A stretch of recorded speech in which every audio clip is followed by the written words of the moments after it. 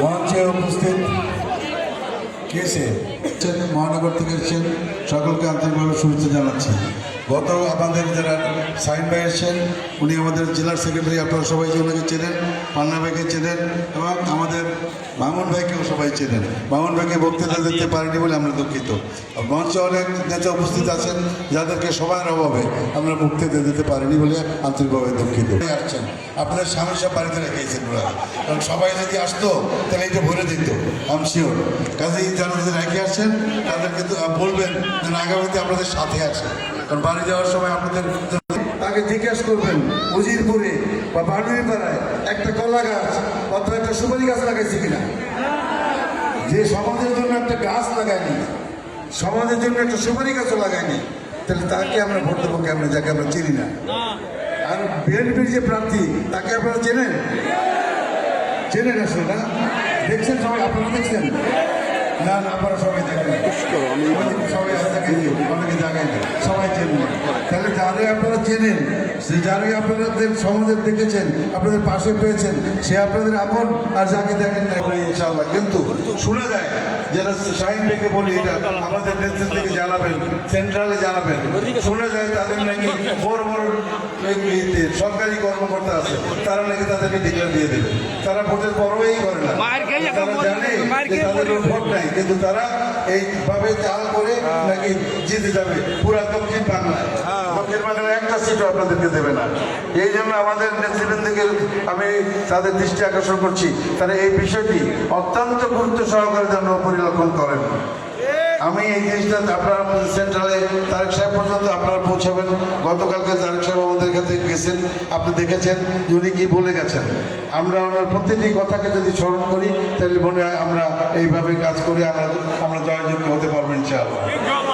আমাদের শাহিন ভাই কোথাও বলেছে যে বিএনপি সরকার গঠন করতে পারলে আপনারা শান্তিতে ঘুমোতে পারবেন না। মা বোনদের উদ্দেশ্যে বলছি, মা বোনেরা আপনাদের কাছে বিগত দিনে হয়তো দু একটা অঘটন বা দু একটা ছোট ছোট ঘটনা ঘটেছে। কথা দিতে পারি বিএনপি যদি সরকার গঠন করে, বিএনপি যদি সরকারে আসতে পারে, আপনারা শান্তিতে ঘুমাবেন, শান্তিতে ঘুমাবেন, শান্তিতে ঘুমাবেন। একটা লোক যদি আমাদের দলের কেউ আপনাদেরকে বিশ্বাস করে থাকে, ওয়াদা দিলাম তাকে দল থেকে বহিষ্কার করা হবে।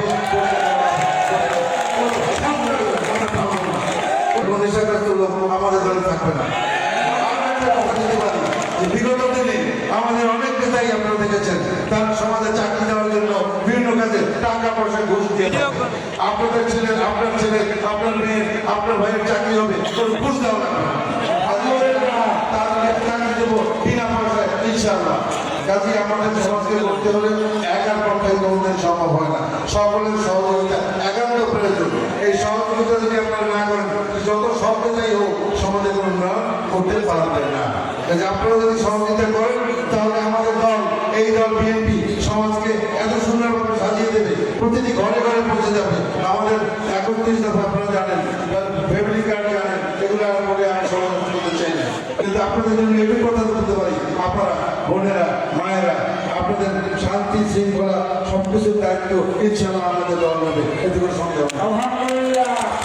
12 তারিখে যারা ভোট দিতে যাবেন তাদের কাছে একটা অনুরোধ, 12 তারিখে ভোট দিয়ে পালিয়ে যাবেন না, 12 তারিখে ভোট দিয়ে পালিয়ে যাবেন না। আমরা সবাই একসাথে আমাদের রেজাল্ট তারা দিয়ে আমাদের কাছে পৌঁছে দেয়। কাজেই আমাদের দলের যে নেতা কালকে আপনারা না বলছেন ছিলেন, আপনি জানেন উনি অনেক কথা বলছেন এবং সমাজের কথাই বলেছেন। আমাদের দল বিএনপি কোনো সন্ত্রাসী দল ছিল না, আমি একথাও বলেছি। যেখানে আমি জানি আওয়ামী লীগের লোক আছেন, বিভিন্ন দলের লোক আছেন, কিন্তু আমাদের দল আমি আসার পরে ডিক্লার দিয়েছিলাম কোনো আওয়ামী লীগের ডিস্টার্ব করা হবে না, কারণ সব আওয়ামী লীগ তো খারাপ না, সব বিএনপি তো খারাপ না, সব বিএনপি ভালো হবে না। যে এটা যে আমাদের মধ্যে খারাপ নাই তা না, কিন্তু আমরা তাদেরকে শাসন করবো ইনশাআল্লাহ। কাজে আপনারা যারা অন্য দলের আছেন তাদেরকে অনুরোধ করবো, আপনারা পরীক্ষা করে থাকেন একবার যে আমরা বিগত দিনে আমাদের যে নেতা ছিলেন শহীদ জিয়াউর রহমান সাহেব, বিগত দিনে এখন যেমন বলে উনি নাকি স্বাধীনতার ঘোষণা দেয়নি, উনি এমন মানতেছে এইসব কথা। আওয়ামী লীগ তো এত সত্যতা করছে, আওয়ামী লীগও কোনোদিন বলে নাই বিগত শহীদ জিয়াউর রহমান সাহেব দেশ ঘোষণা করেন নাই, স্বাধীনতা ঘোষণা করেন নাই। 27 তারিখ সকালবেলা আমি মেজর জিয়া তাদের আমাদের অবস্থা থেকে আমাদের নেতা আসে, তারা কি বসে কালকে বরিশাল শহরে হাটে করতেছে, মানে দুধ উতলায় না উতলাইন করছে, তারপরে তো লোক আমরা জায়গা দিতে পারিনি।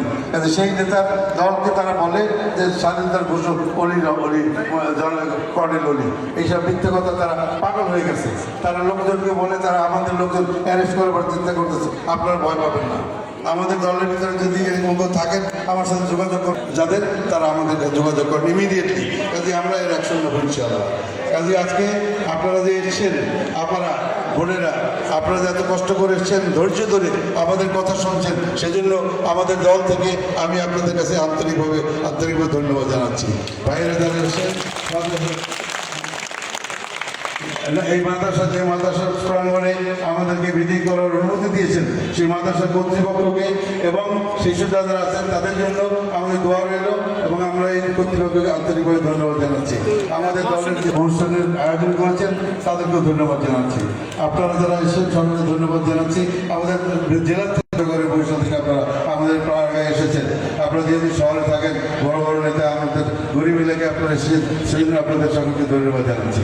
স্পেশালি শাহিন ভাই, পান্না ভাই এবং আমাদের মাহফুজ ভাইকে, এবং ওটা কষ্ট করে এসেছেন। যাই হোক, আপনাদের যদি কোনো কথা থাকে, লাস্ট শেষ কথা, আমার কোনো চামচা নাই, আপনাদের কোনো কথা সরাসরি আমাকে বলবেন।